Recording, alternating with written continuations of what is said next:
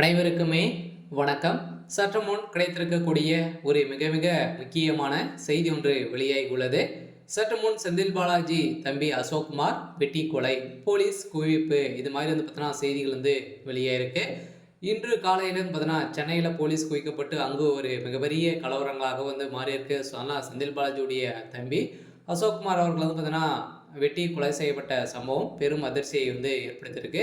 So அதெல்லாம் பார்த்தீங்கன்னா அங்கு போலீஸ் குவிக்கப்பட்டு அங்கு சுற்றி பார்த்தீங்கன்னா எந்த விசாரணையில் எடுக்கக்கூடிய நிலையில் பார்த்தீங்கன்னா அவருடைய உடல் தான் அங்கே ரூட்டின் ஓரமாக இருந்த சம்பவம் பெரும் அதிர்ச்சியை ஏற்படுத்தியிருக்கு. இதனால் திமுகவுடைய பெரும் பரபரப்பையும் ஏற்படுத்தியிருக்கு. ஸோ இதை பற்றி இந்த வீடியோவில் பார்க்கலாம். ஸோ அதுக்கு முன்னாடி நம்ம சேனலுக்கு இப்போ தான் நீங்கள் முதல் முறையாக வந்திருக்கீங்க அப்படின்னா மறக்காமல் நம்மளுடைய சேனலை சப்ஸ்கிரைப் பண்ணி சப்போர்ட் பண்ணுங்கள்.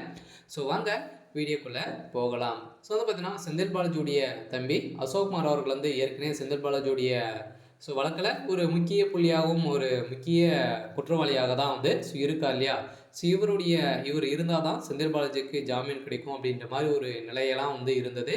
ஸோ இந்த நிலையின் அடிப்படையில் பார்த்தீங்கன்னா செந்தில் பாலாஜியுடைய தம்பி அசோக்குமார் அவர்கள் தலைமறைவாகவே இருந்திருந்தார். ஸோ அவர் பார்த்தீங்கன்னா 1.5 வருட காலங்களாகவே இன்னும் கூட தலைமறைவாக தான் இருந்திருந்தார். ஸோ அதனால் செந்தில் பாலாஜிக்கு பின்னிருந்து இயங்கக்கூடிய ஒரே ஒரு ஆள் செந்தில் பாலாஜியுடைய தம்பி அசோக்குமார் அவர்கள் தான். ஸோ அவர் தான் பார்த்தீங்கன்னா ஏற்கனவே செந்தில் பாலாஜியுடைய வீட்டில் நடந்த ரைடின் அடிப்படையில் அமலாக்கத்துறையை தாக்கியதாக தொடரப்பட்ட வழக்கில் இவர் பார்த்தீங்கன்னா சிக்காது இருக்கக்கூடிய நிலை தான் இப்போ அதிரடியாக வெளியில் வந்த சம்பவத்தினாலும் பார்த்தீங்கன்னா மர்ம நபர்களால் இவர் கொலை செய்யப்பட்டதாக இப்போ செய்தி வெளியாக இருக்குது. ஸோ அதெல்லாம் பார்த்தீங்கன்னா சென்னையில் ஒரு மிகப்பெரிய அதிர்ச்சி அளிக்கக்கூடிய சம்பவங்களாக தான் நடந்திருக்கு இல்லையா. ஸோ ஏற்கனவே பார்த்தீங்கன்னா அண்ணா பல்கலைக்கழகத்தில் நடந்த சம்பவத்தினால அங்கங்கு நிறைய பிரச்சனைகள் சென்னை மக்களுக்கு பார்த்தீங்கன்னா லேடிஸ்க்கு எந்த ஒரு பாதுகாப்பும் இல்லாத ஒரு அரசாக தான் இருந்தது. இதன் அடிப்படையிலும் செந்தில் பாலாஜியுடைய தம்பி அசோக்குமார் அவர்கள் தலைமறைவாக இருந்தார். இப்போ மர்ம நபர்களால் கொலை செய்யப்பட்ட சம்பவம் தான் இப்போ விசாரணைக்கு. இந்த வழக்கிலும் செந்தில் பாலாஜி அவர்களும் கைது செய்யப்பட்டிருக்காரு.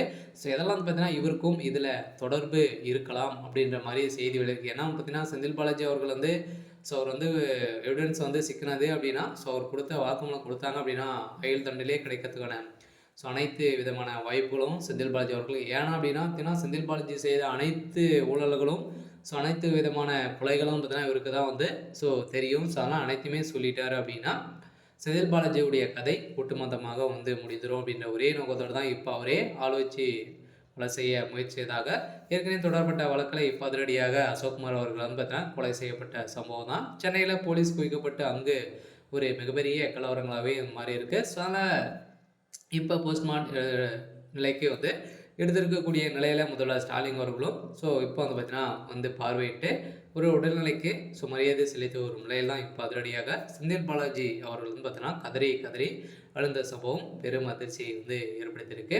சரி, ஓகே. ஸோ இன்றைக்கான அப்டேட் பார்த்தீங்கன்னா இதுதான். மறக்காமல் நம்மளுடைய சேனலை சப்ஸ்கிரைப் பண்ணி சப்போர்ட் பண்ணுங்கள். தேங்க்யூ.